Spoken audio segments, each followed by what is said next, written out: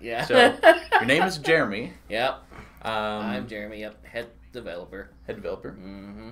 So, as a head developer, what does that mean? Can you describe Pretty much, a little I bit? supervise the direction of development, make sure things get done on time, that we're following a specific path to Mm. where we're going to our final goal and stuff, which will be a completed game soon. Trademark. Yeah. Soon TM. Soon, yeah. So, okay. Well, then I guess we will go into questions. Where'd you grow up? Here, Tucson, Arizona was the main place I lived in for the last 25 years, since 1990, 91, Okay. I think. Before that, my parents were Air Force, so before that we were stationed in Great Britain. Ah. Yeah, we were living, we were first at Needham Market, and then we moved over to Saxmundham. It's on like the I think it's the north side of East Anglia. I think is where East it's at. Anglia. Yeah, Okay. it's a county. I've heard of East Anglia, but only from like medieval themed. Yeah, the names of the British counties are actually pretty fun. So. Yeah, they are. Yeah. East Anglia. Yeah. What? When did you? How old were you when you moved away from Britain? I was probably about, let's see, probably I think eight, 8 or 9. What do you remember about Britain? Are you UK? It was green. Green? Very green. Unlike Tucson. Yeah, unlike Tucson. Tucson's very brown. Yeah. Very brown, very sad. I do sometimes wish I could go back. Yeah. England was fun. Before that though, but we lived in England for only like about 4 or 5 years or so. Mm-hmm. Before that, it was Las Vegas, Ah. because that's where I was Okay. born. I was born in Las Vegas. so, American citizen. yeah, I am an American citizen. Good old U.S. of A. U.S. of America. Yeehaw. Did you do any school? I guess you would have because you were 8. Yeah, well, yeah, in Great Britain is when I started public school.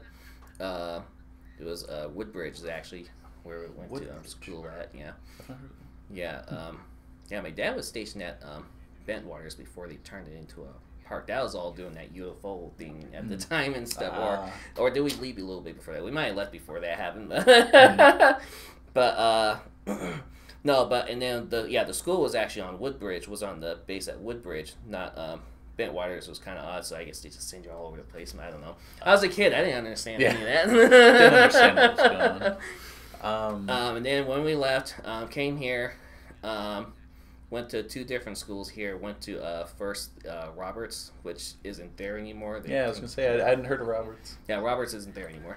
It's turned into the Coalition Center on 29th Street. Oh, okay. Yeah, Nice. that's where Roberts used to be. And then I went to Erickson for longest of time until my mom took us out of school, and she homeschooled us the rest of the way since 5th grade. So Nice. now got my diploma, got my GED. I was going to Pima College for the longest of times, but that didn't work out because I was also working at a call center. And call center and Pima College classes, the schedules kind of clash really bad, so I had to drop out after a while if I wanted to keep making money. So And money's important. yeah, Money's definitely important. yeah. But eventually got a second chance. Went to the Art Institute of Tucson. Got my bachelor's in game design. Nice. Yay! So I'm pretty happy. It's game art and design is what the program was. So, so it's pretty awesome. So with the art side of it, what sort of art have you done in school, but then also on the game? My main focus has always been character design. Ever since I was well, not really ever since I was 8, because when I first started drawing, I was 8 years old, but I was drawing airplanes. They made a movie about airplanes. Yeah, I know. Like cars, so you're totally set. Yeah, but I would draw airplanes. I would copy and mimic Garfield comics. I'll try to copy the style of what's his name? I can't remember his name of the artist. Oh shoot! I couldn't even tell you. Yeah, I can't remember the guy's name. But then after all, I got into anime really young because both my parents are gamers and they watch anime and stuff and got into that nerd geek culture. That's okay. We're all nerds. And geeks. It's all good. So, but my main focus has always been character design. That's why I tried to do a lot in school. But you know, you have different classes; they require you to do different things and stuff. But probably one of my favorite things we did in the school, though, and this is really a general skill that's important in any type of media, is color theory. Color theory. I love color theory. Can you describe that a little bit? Well, color theory is the use and understanding of how our relationship with color and how we perceive it. And so like I know I've heard stuff before along the lines of like certain colors provoke certain moods and certain feelings. Yeah, that's one branch of it. Color psychology is what it's called. And then the other branch is how colors interact with each other as well, and stuff, and how to get specific colors and stuff. Like you know, you have subtractive color theory, and you have additive color theory, and then everything that's all in that and stuff. So, but color theory is very important, even in game design. It's very important because you can use color theory to your advantage. Yeah. Where you can direct players' eyes through a level by using like warm tones and stuff, while kind of draw them in. Right, draw them in. Like, oh, there's a big old bright spot over here. I need to go this way, and stuff like that. Like, if any of you ever played Mirror's Edge, notice how in that game the game guides you around using red.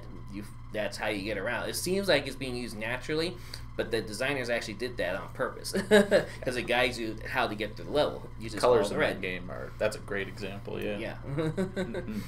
Yeah. So that's one of the use of how we use color theory in game design and stuff too. And so, and it's definitely important with character design as well. Like usually, if you have characters that wear orange and stuff, this usually means friendly. They're friendly characters, open and stuff.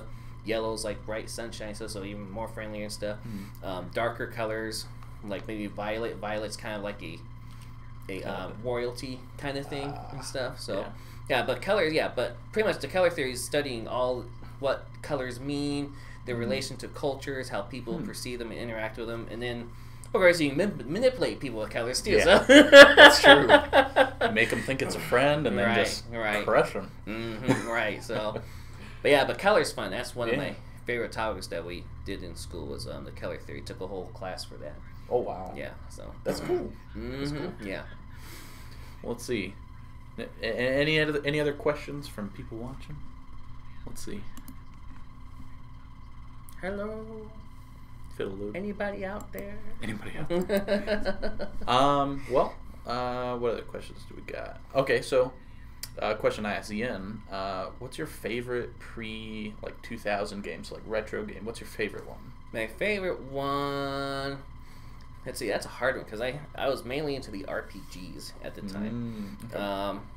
I would say probably my favorite ones are probably the either the ones that were on the Sega CD, specifically Lunar Silver Star.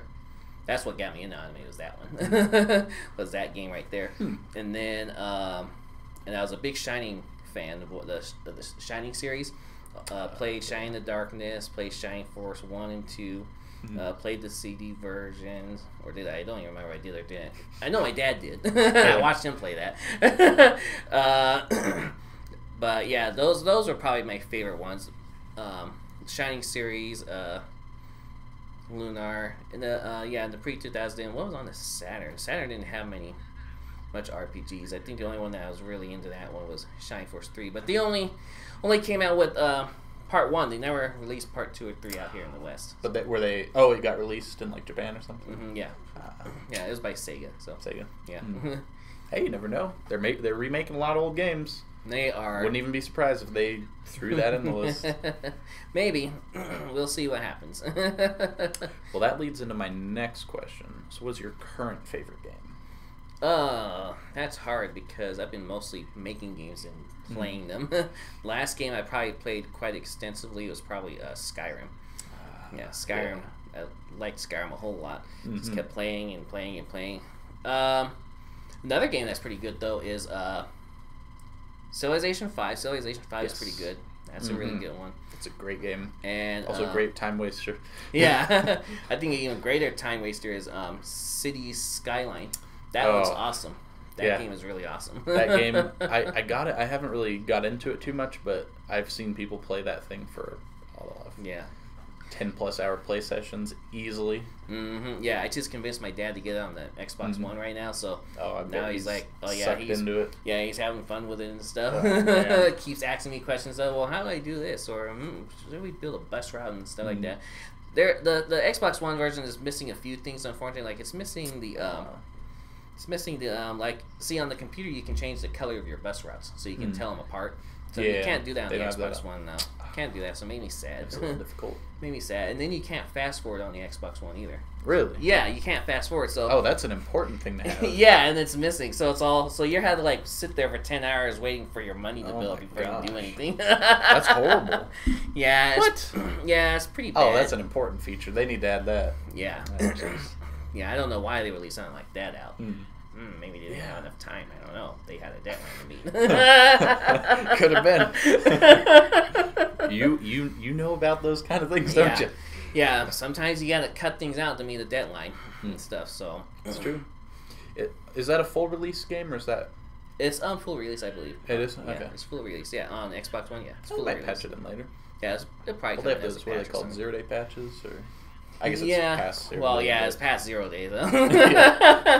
But they'll probably. I'm certain they'll probably patch that in because that's a pretty important feature, and a lot of people have been asking for it, from what I can tell online.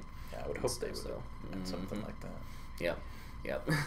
So it seems like, at least nowadays, for you, it's more of like the city building, kind of managing things. Yeah, I'm more into constructive things nowadays and stuff, and probably that's why I like actually making the games instead of just going in there and shooting things. Like, I never really liked like shooters or first person shooters or anything like that. Yeah, I'm not into that kind of thing. I'm more into like the micromanagement, strategy thing, sort of thing. Don't play Adventure Capitalist.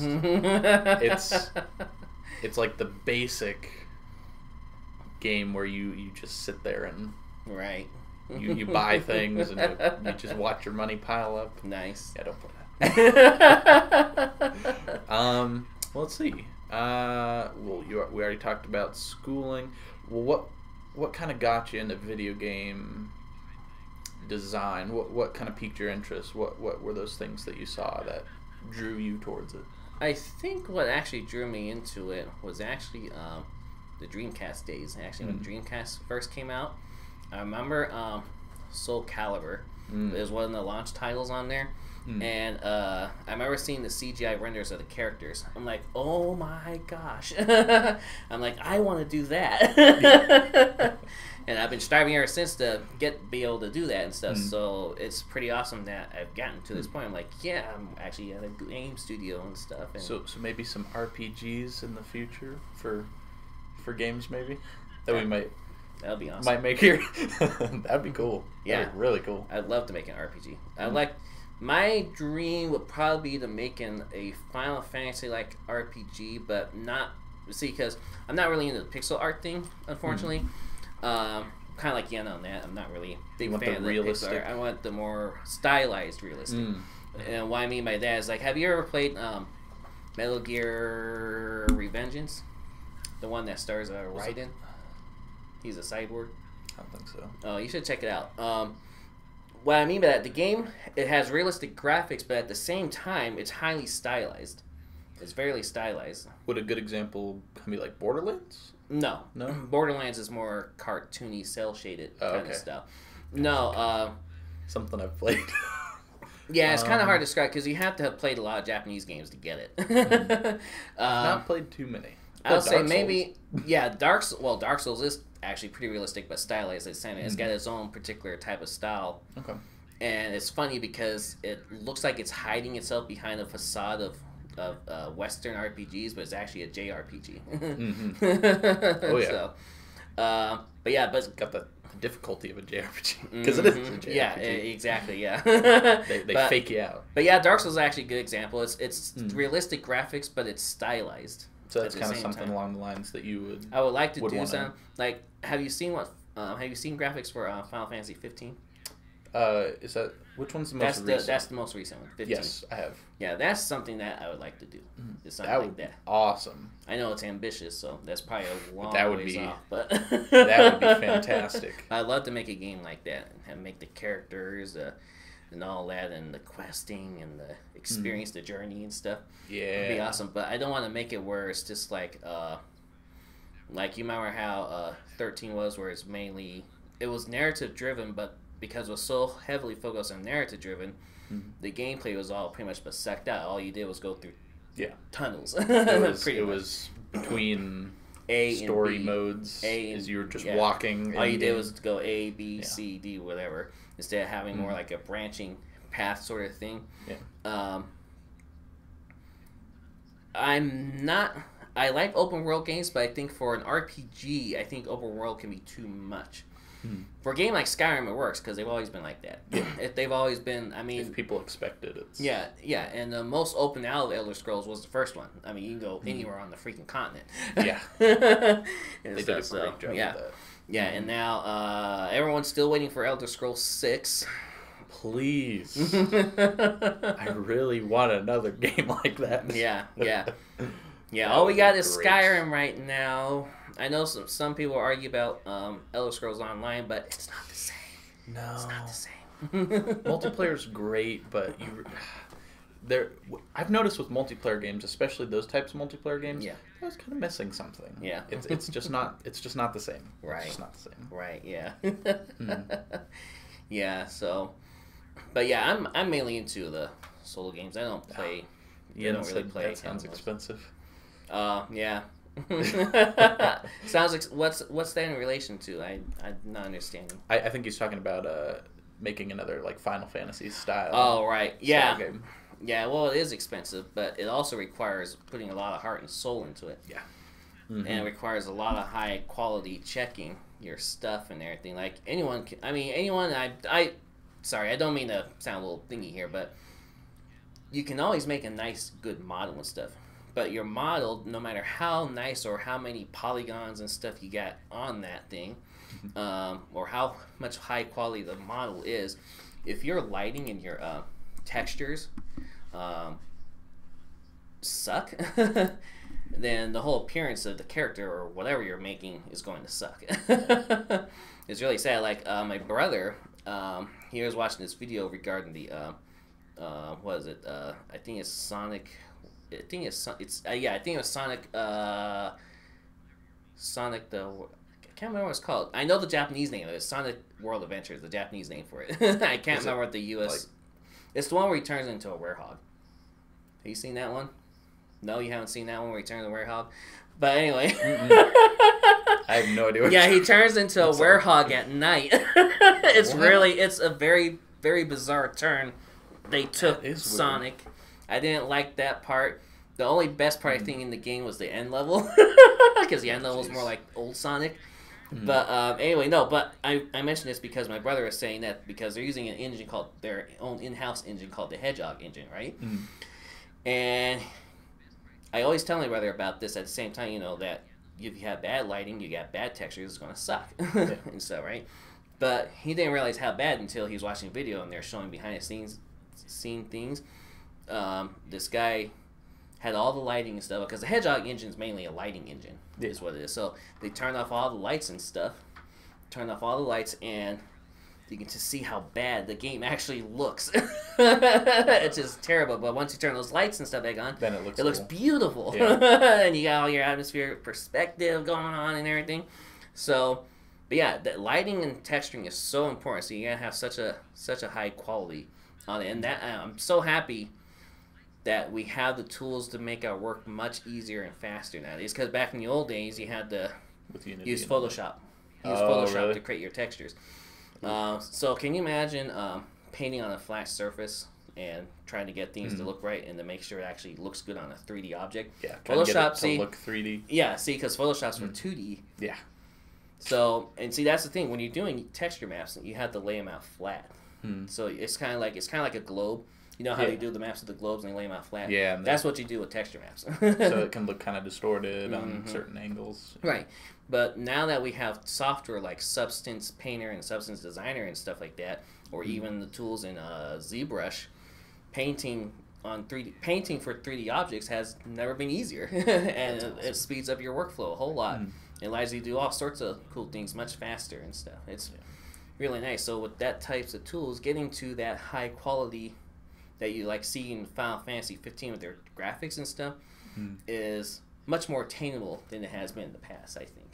Yeah, they've definitely really, really improved those. I mean, I haven't really worked in any engines, but I do remember way back when they released, not way back when, but when they released CryEngine to the public. Right. Yeah. And that, I mean, I played around in there very briefly, looked at some of the test worlds and all that.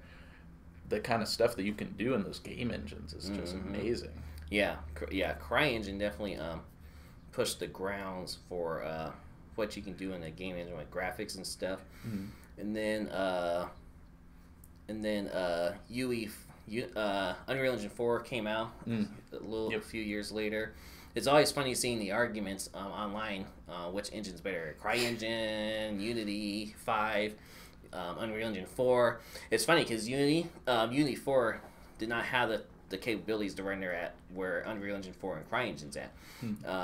And that's where Unreal Engine 5 came in and stuff. And it's got that ability to do so, and it's really nice what it can do. It's quite surprising because I remember the old Unity graphics. Oh my gosh.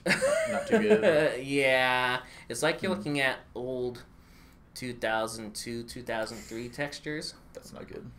Or rendering, I should say, not texture. You can make the textures look as great as you want, but the rendering, the lighting and rendering and stuff just wasn't that great.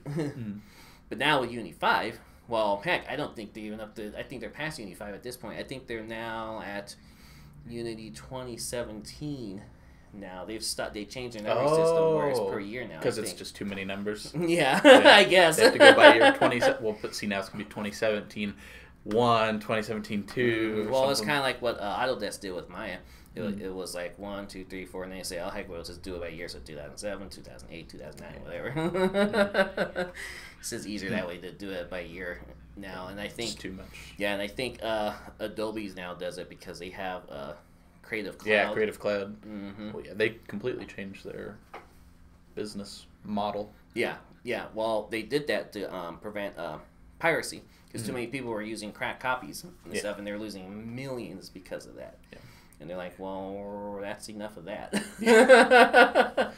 To get Creative Cloud. Well, it's nice because it's actually for people who can't really afford that expensive software. If they just need it for a few months, right? It's like what, $30 a month? Yeah, it has. Yeah, it has its good sides on it. Like now, you don't have to actually go out and buy like a hard copy of the whole suite for like $2,000, something. Well, the Master Edition was like 5,000 something. Yeah, depending on what you were getting at. The Master Edition was the $2,500. I think it was for CS6, and then the student version was like 1,000. The student version was like 1,000 just for the student version, like because a student can really afford that. Yeah. Now CC is costing me a ton. Well, see, I got lucky because when they were phasing out CS6, that's when I was able to get a digital version of it. It was the production Premiere one, so I got all the production stuff on there, like the audio. Nice. What's it called? What's the audio one called? I know what you're talking about, but I can't think Audition. of it. Audition. It's got Premiere Pro. Oh, I love Premiere Pro. Premiere Pro is great. Yeah. Premiere Pro is like really super awesome. Well, it's the standard. It's what everybody uses nowadays. It's Premiere and what's the Mac one? Premiere and Final Cut. Yeah. Final Cut and Premiere are the two ones that everybody uses. Yeah. What about this? I know people use Sony Vegas too, I think. Yeah, Sony Vegas is nice. It's cheap. It's like $300 or something. It's not very much. And that's cool. Unfortunately, it's not as popular now. It's very popular with like students and people who just do hobby stuff. Right. But then again, you have like stuff like Final Cut, which is I think you have to use. I don't think they have Final Cut for PC, but if you have a Mac, CC's CC is a lot. See, that's the problem. See, that's one of the problems with CC, is that it's subscription, which I understand why it's subscription, but see, here's the thing. when I first got Adobe CS1, this was Mhm. like 17 years ago. I got this thing, Wow. and it lasted me for 10 years. Wow. But I got it for like, what did I get? $500, $600. But think about it. If they had a subscription service back then, I had it for 10 years. That's a lot of money. That's a lot of money. I would have paid that probably almost 5 to 10 times what I actually paid for the program. Well, CS6 is still available to buy, right? They Oh, phased it really? out. Yeah, that's what I was about to get into. Because I got lucky because CS6, when they were phasing it out, I got the digital version, and it was the student version, so I was able to pay. I only had to pay a total of $600 for that whole suite.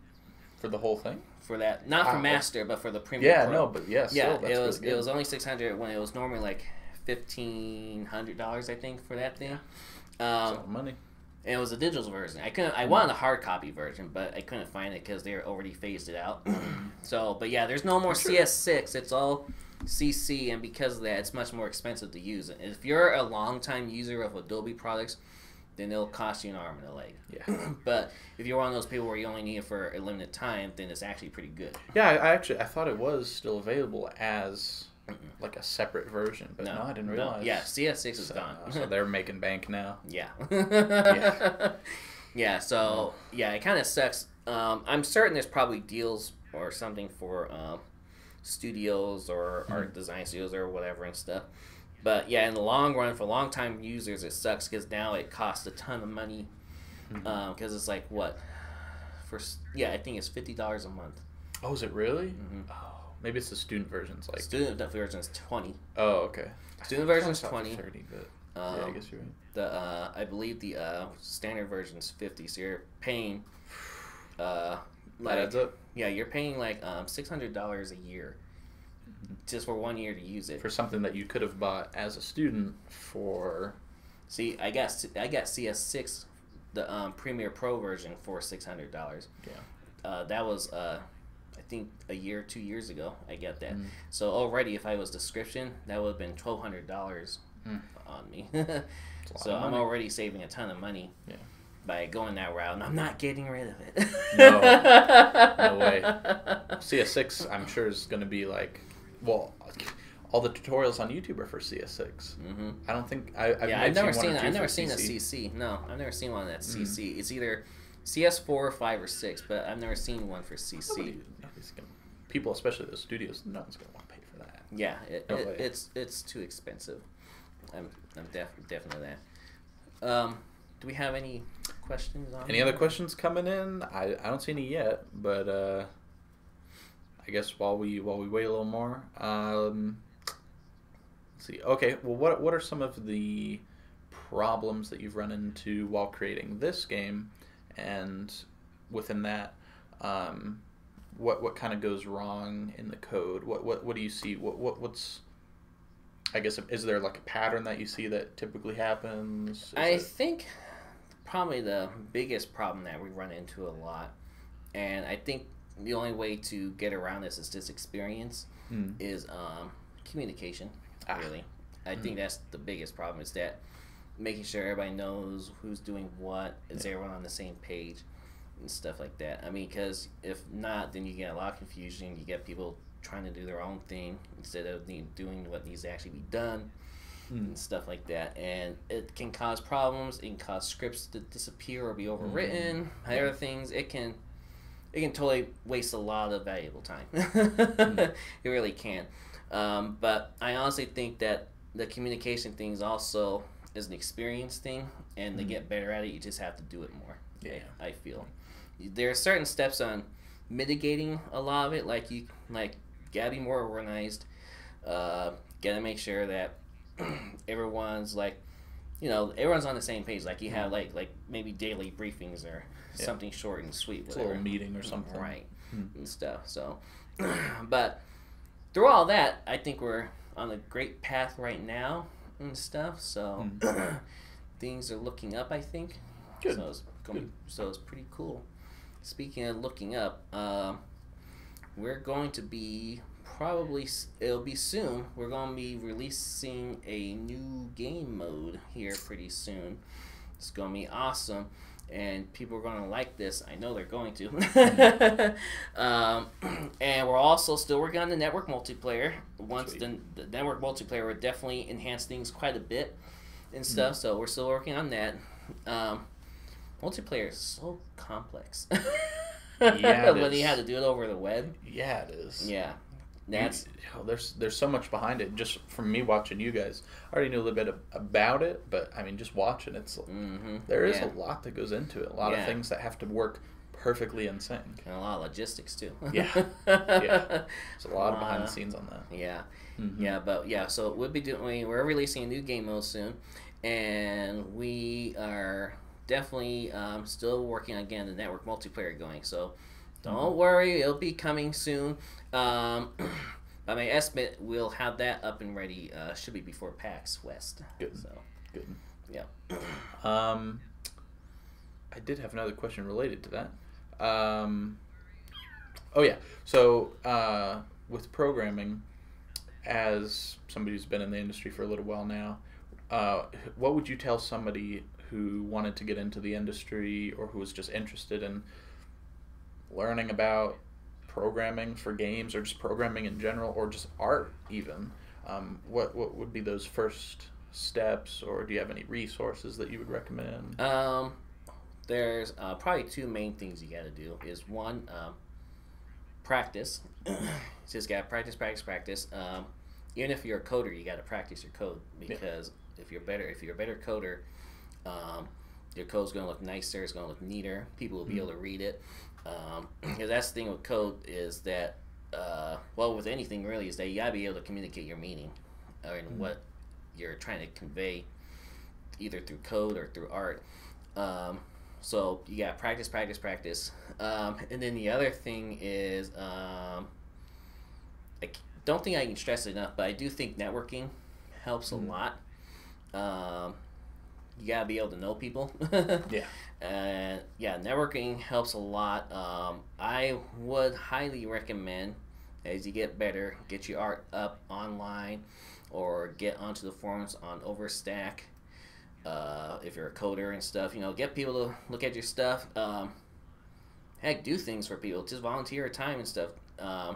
It gives you more practice and stuff too and stuff. But the more you do, the better you get, and the more people you meet, the more opportunity you have of someone going, oh, hey, this guy's stuff looks good. Maybe we'll contact and see if he wants a job or something, Networking definitely is a great thing to mention. Yeah. Now, some people may notice that I haven't said about going to school. School definitely helps. It helped me a lot.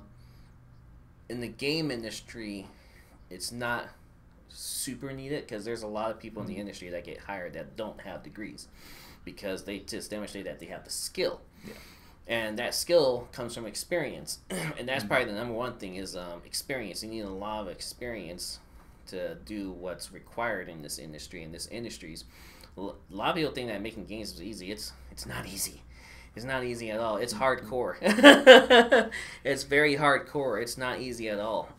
It'll burn you out fast if you're not careful. So, but it's cool when things are going well. It's fun. It's enjoyable. It's the best job in the world, making games and stuff. But you also got to come into it knowing you got to expect that you're going to have to work your freaking butt off to get stuff done. Because if you don't, then nothing gets done, and you'll be sitting out in the alley somewhere like, and I don't have a game and stuff. But that's the most important thing is experience that that will help you get something done, I think. So. Okay. So yeah, just getting that experience and practicing. Yeah, practice. Yeah, man, it doesn't matter where you get that experience from, as long as, because your experience is going to show through your skill and stuff. So your skill will get better and better with more experience, obviously. It's actually another thing that would be good to mention, like a portfolio. I don't know if you had mentioned that. Yeah. But something to show off all those things. Yeah, definitely. Collect a portfolio if you can. Have a physical portfolio. Also have a digital one. One on like DeviantArt. That's what some people do. DeviantArt. If you want something more, you can do your own webpage if you got the resources or time to do so.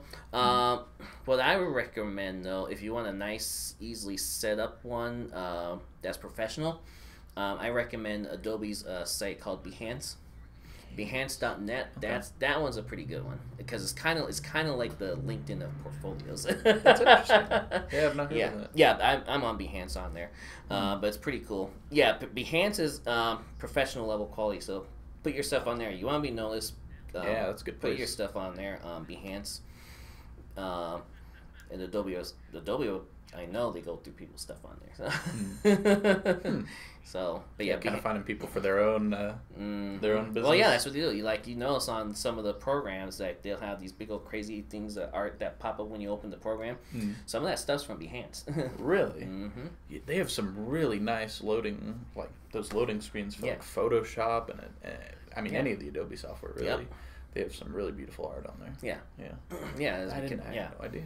Yeah, but Behance is definitely definitely a big professional one. There's one more, but I can't remember the name of it. It was one that someone showed me before that's actually pretty good too. I'm not on there specifically, I should. I can't remember the name though. Yeah, not on the top of my head. I'll have to look it up. But yeah, there's a few places you can do so though. Behance I think is the one I prefer though. I like being on that one. It's definitely a professional one compared to DeviantArt is more like more like the. It's not bad. DeviantArt, I like DeviantArt, but it's more like for all amateur. You're right, amateur, but all quality and amateur levels artists and stuff. Yeah, all levels. But mainly amateur. Pretty much the only difference between amateur and professional is that professional is making money off his stuff. Yeah. That's pretty much what it is. So, but yeah, but you got to get your work out there, and including for coders, just code things and demonstrate on forums and stuff. Like again, Stack Overflow is a really good one. Stack Overflow is good. That's a really good one. Even on Stack Overflow, also beyond just posting your own stuff, helping out other people with their code gains you, a reputation because you have those points, the gold, silver, and bronze or whatever. Yeah. If you can assist other people with their code and how to show them how to do things and stuff, that's also good. Oh, one thing though that I would recommend if you're wanting to get into the industry in general, I think the main languages I think a person should know is at least C#. If you know C#, that's pretty good. Then the other one is C++. Should really learn C++ because that's like the industry standard. Because even Unity uses a C# wrapper around the actual engine because the engine runs in C++. Yeah, so C++ would be better to work directly with it. Right. So, well, if you're modifying the engine files and stuff, I guess you could. But yeah, pretty much all the engine does is translates the C# to C++ and compiles everything. Really? Because the engine's running in C++. Yeah. Unreal Engine 4 doesn't do that. Unreal Engine 4 works. It is C++. To use Unreal Engine 4, you gotta know C++, or you can use the blueprints. The blueprints system in there is pretty nice. The problem that a lot of people have with the blueprint system is you still pretty much have to be a coder to use it. It's more like a little bit of an assist. Well, it's visual. Sure. It uses a node network to set up your data flow. It's your order of executions. That's pretty much what you're doing is you're setting up nodes indicating what order everything executes instead of doing typing it and stuff. It kind of helps you a little bit out. Right. But you still have to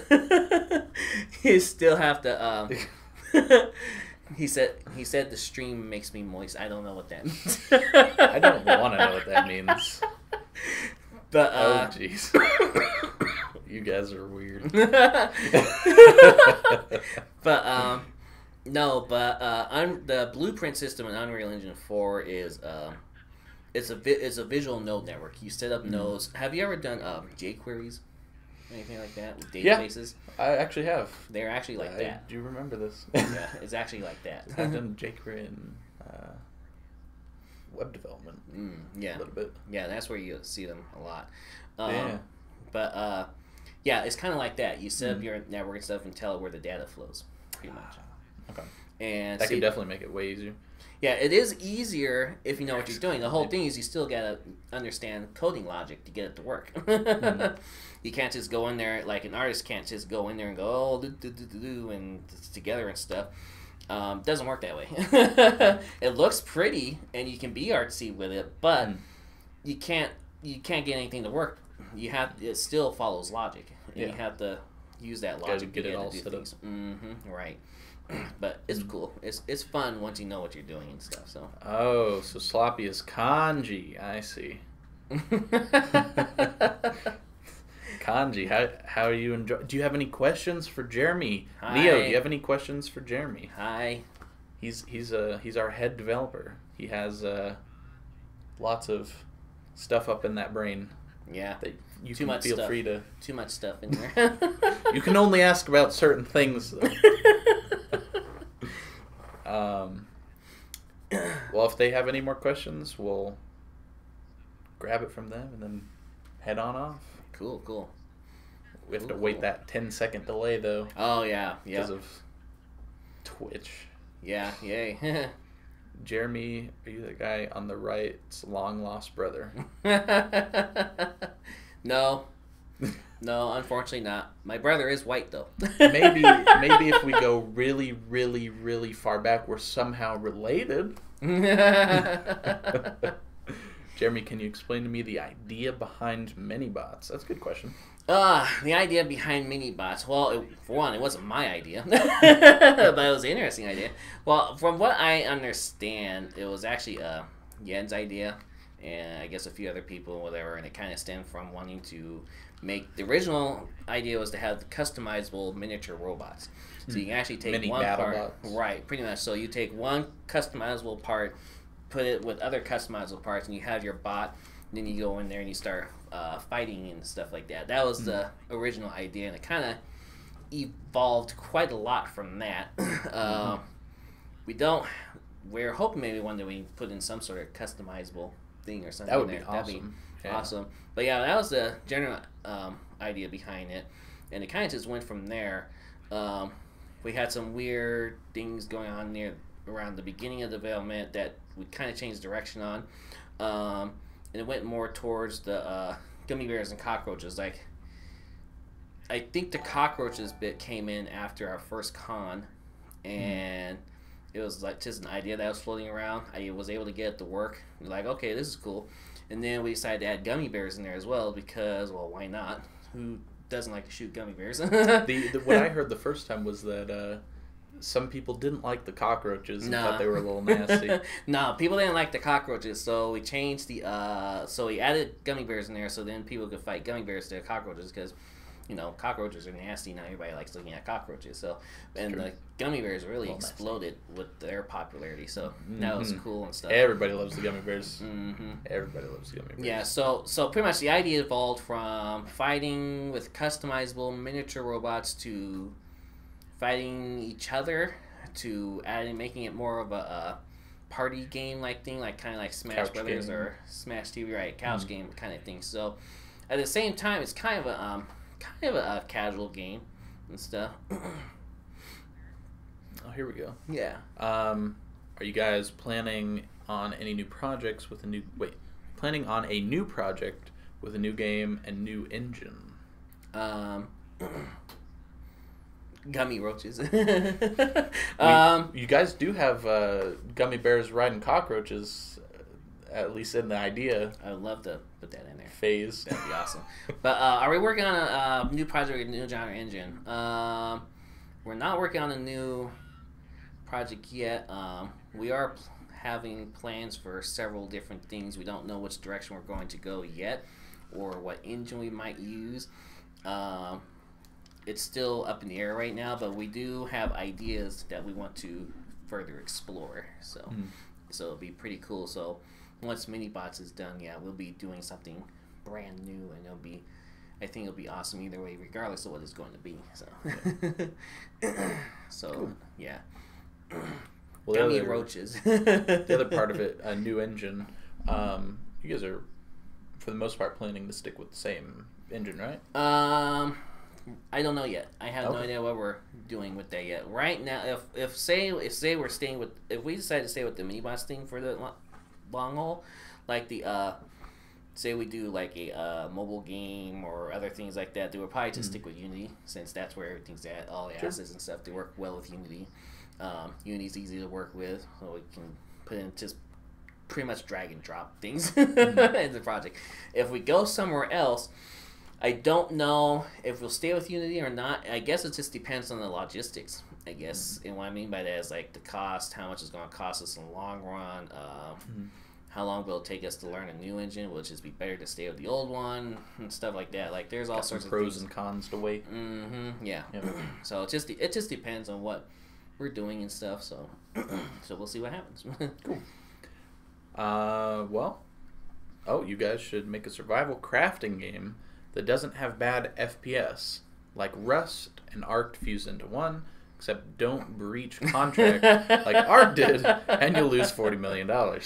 Yeah, I haven't really looked into that. What was going on with that? I did not know they breached a contract. Yeah, that's not good. Hasn't Ark been like in?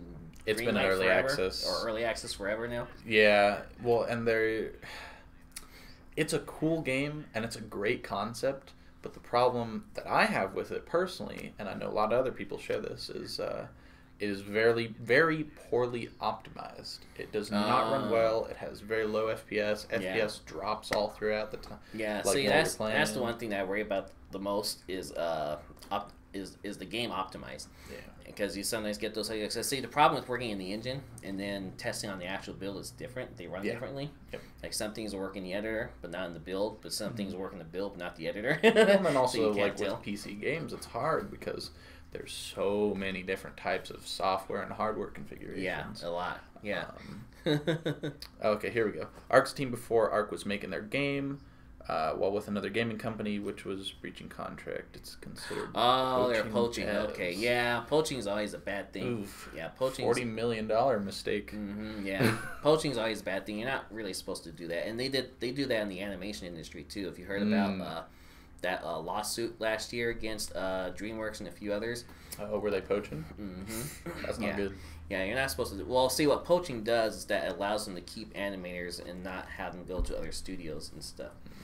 For the same low wages that they pay, because animators don't get paid much. No, they don't. Yeah, and stuff. So I'm not surprised they'll do that with a smaller studio to save costs. I can see that happening. So Jeremy, what are your thoughts on gaming clans? Eric thinks that they are the best thing ever. Can I get a shout out for Dot Modern? Dot Modern is the clan that these guys are a part of. It's mainly first-person shooter clan. But what would you say are, I guess in that, what are your thoughts on gaming clans? What do you think about them? I think they're good for those people that are into that sort of thing. It helps people, get together a common interest and stuff. They get to do cool things. Some of them enter tournaments and stuff too, right? Oh yeah. Yeah. Well, there's esports is a huge thing. Like one of the recent. Like Counter-Strike, CSGO, Counter-Strike Global Offensive is a huge money thing. And beyond that, you have like Dota 2 and League of Legends. Right. League of Legends had the biggest pot of any online game ever. I want to say it was $10-something million. Yeah. Recently. And I mean, that goes to show you how big esports are getting. Yeah. Well, it's crazy because a lot of the... Because the really pro ones and stuff, they like eat, breathe, and sleep video games and stuff. Have you seen pro StarCraft players? Yeah. Those guys are playing 24/7. Yeah, it's crazy. Me personally, I would never be in a gamer clan personally. It's just not my thing. That's a little too much. Yeah, it's too much for me anyway.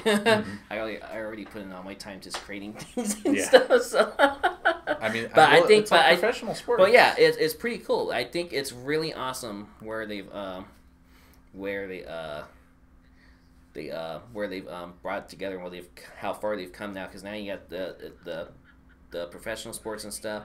And aren't they showing some of them like on ESPN now and stuff? CSGO tournament was on ESPN, StarCraft, Dota, and League of Legends. I think were all on the ESPN like 2 or something like that. But yeah, it's a huge thing, and I mean, it used to be kind of. I mean, this is all within the past few years, but it used to be limited to like only a few teams. But I mean, now everybody has a team. Everybody has a CS:GO team, and they've made it available. Even like they have the huge events, but then they have like small events where it's like $1,000. Oh yeah, definitely Spike TV. Yeah. Yep. You don't have to give me any hugs. I'll be your friend without the hugs. Yeah, they have a bunch of those. Tournaments and all that. Mm-hmm. Yeah, it's such a big thing now. I remember when it was because it was big first in South Korea because of StarCraft. Yeah, yep. StarCraft 2 kind of led the way. It's finally getting there over here now, and it's pretty crazy. It's gaining so much. Well, in South Korea, it's like a culture thing. Everybody is at least knows about it. Yeah. But in America, it's still a little behind because I mean we're not quite. We still view video games as like this, at least for a lot of Americans, kind of viewed as like a negative thing. Well, more like a thing for kids. Yeah, it hasn't been that way. People haven't seen that you can actually make a living off of these games. Yeah, well, the other thing is that games haven't really been for kids in general for almost when they were created, when video games came out, they weren't for kids. I mean, they were for people that were like going into, I don't know, whatever they're like bars. I think is where they kind of started, right? Yeah, something like that. Eric, can you talk about Joey Rigatoni? Joey Rigatoni. That's Kanji's little or sloppy 15. That's his character that he likes to voice. The voice. Yep. Is that a game? Is he in a game? No, he likes to make voices. Oh, that's one of them. Oh, okay, cool. He sounds like an Italian mobster kind of person. Oh yeah. I can't do accents and stuff like that. Like I can do weird things. Like I can do really really strange voices. Or wee, this is so fun. Oh yeah. But when are you gonna be in the game? Huh? When are you gonna be in the game? Don't we have little one of the babies in there? I don't know. Yeah, I don't know. Ace Strix, Connor Love. Hi. Hello. Our English buddy. Cool. I'm walking over here. Bada bing, bada boom. I'm normally just a baby. Yes, Kanji. Actually, he makes a really great baby sound. Oh, nice. I will have to find an audio clip of that. Yeah. Well, do you guys have any more questions for Jeremy? Still here for like Still here 6 for minutes. a few more minutes. Yeah, 6 minutes. Any other final closing questions? Bingo bango? Bingo bango bongo? Bish bash bosh? When was the last time I played bingo? Oh yeah, it was for that Did you play bingo recently? Yeah, it was for that competition we did when we came back from whatchamacallit, from Austin, I think. Oh. And it was for winning a TV. Nice. We were representing for certain people and stuff, and then whoever won. Did anybody win? Whoever won that got the TV. I forgot who actually got it. I don't remember who. But day's been fine. Thank you. Day's been really fine. Real fine. Been working on revising some of our levels. I'm actually right now in preparation for our new game mode. We're actually expanding the play size area of the levels. So a lot of the levels are going to be like almost double to triple their sizes and stuff. So it's gonna be fun. Yes, that'd be awesome. Yeah, that'd be awesome. Yeah, it's gonna be cool. So I can't wait to get this new mode out there. You guys are going to really enjoy it. I think you're going to really enjoy it. It's going to be awesome. When is Megabots going to be in production? Megabots. That'd be interesting. That'd be cool. Megabots. Instead of in like a trailer, they are destroying a trailer park. Nah, they have to be large enough so they can take on Godzilla. Then you have a Megabots. Then you have Megabots. It'd be you could make a game for that one movie. Pacific Rim. Pacific. I like that movie. Yeah, that would be a cool game. It would be a cool You game. can fight each other and rip out each other's cores. Didn't they make a game out of that already though? Did they? I don't know. Oh, I have no idea. I had to look it I up. don't know. But yeah, I like Pacific Rim. Pacific Rim was good. I love those movies where it's like massive stuff because they always have the best audio. Like Godzilla especially, like you like hear him walking around and just like the bassy sounds. Yeah. Like, I turn on my subwoofer, put it to like plus 10 Yeah. decibels, and it's Yeah, my beautiful. favorite thing about the movie was actually the lighting. The lighting in the movie. They did a really good job with the lighting in that movie. Yeah, they did. It's really fun to, when you've studied lighting a bit. I'm not like an actual person who's a lighter, because they actually have those people that specifically do Light lighting, artist or whatever it's right? called. They just do specifically Lighting lighting. artist. But the lighting in there, after studying lighting for a bit and stuff, you go in there and you watch the movie and go, wow, that's very interesting how they lit that and stuff, and how it brings attention to points of interest. It's really Something interesting like how like all Or that evokes like moods and game, stuff. yeah, well like games and movies, they all like there's a whole theory. There's all these theories behind how all that stuff works, and you can really put it into practice, and it works. Well, yeah, and lighting it's the fun. lighting goes back to color theory. That's where it all comes from, is color theory. Like there's like scientific formulas and stuff for this sort of thing. I didn't go that far in depth. That is awesome. Yeah, but That's I've seen them though, and it's like, wow, I'm not getting that far in depth. But I understand. But I understand the general concepts Yeah. and stuff, that what you really need to know for using it and stuff. But yeah, there's a lot of formulas and a lot of scientific jargon behind it. Color temperature and stuff. You do need to know color temperature a bit. But yeah, it's pretty. It's very hardcore. Very hardcore and stuff. And game engines and modeling software and renderers and stuff nowadays are trying to get more and more into that. I think, well, Maya's kind of always been there though with their shaders and stuff. Like they have a particular type of lighting in Mental Ray. That's the name of the render in there. That you can set the temperature of the light instead of the color. Oh. So right, Nice. because the temperature determines what temperature color is? it is. Color, Well, yeah. yeah, what color it is. So like a cooler temperature is More blue lighting. yeah, something like that. Yeah, it's more blue, and hotter it's red and stuff, or something like that. It's been a while since I messed with temperature, because nowadays, now that we are on the physically based rendering revolution in rendering, you don't need any of that. You really? just put a light in there, make it the color you want, and bam, and you're just done. yeah, you're just done. That's funny. Physically based lighting is such an awesome thing that has come out in the last 5 years or 10 years. I've noticed in a lot of games, especially like because all of us together, we've all been playing Rust recently.